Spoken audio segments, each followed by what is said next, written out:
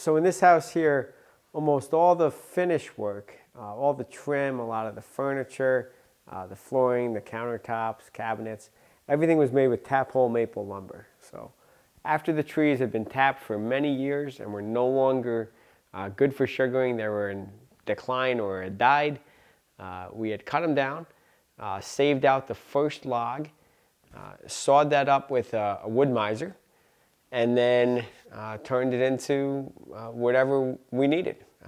Kiln dried it, brought it to a mill, had it planed up into whatever specifications we needed for the application. And there's many different things you can do with it, just like there's many different things you can do with regular maple lumber. So for some applications, you can just use the boards as is, leave the holes right in there. In other applications, you want to actually fill in the holes, especially on the flooring and the countertops, where you want a nice smooth surface and you don't want to be catching dust and dirt and particles, all those things. So it might add a little bit of extra work depending on what you're using it for, but with the unique character of each board and what you can do with it and the story that goes behind it, I think it makes it well worth it. And tap-hole maple lumber is something that it's an up-and-coming market as more people learn about it and see it and want to use it. They want that story behind it. Everybody loves the story of maple sugaring, and the story is tied into every board you make, every piece of furniture, or every utilization of that wood that you have in your house or wherever you're putting it. So it's traditionally been undervalued. A lot of times the tap part of the log would just be used for firewood or for pulpwood. It wouldn't be sawn up.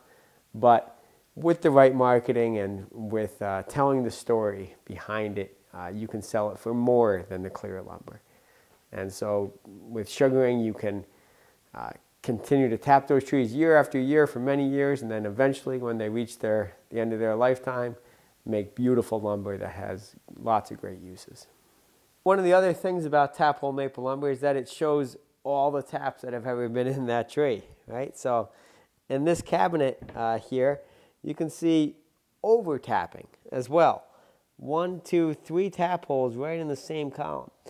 The first one provided some sap, I'm sure, but the second and the third probably didn't produce much, if any, sap, because they were drilled right in the stain column of whatever the original tap hole was. You want the taps more spaced, like on this board. There. They're evenly spaced for the most part. None of the stain columns up and down are within the realm of another one. And so when you do conservative tapping and you spread your taps around the tree and you don't tap too much, you wind up with beautiful boards that have a unique pattern. And you didn't do it wrong over the years. You followed the right protocol, and you wind up with great lumber at the end too.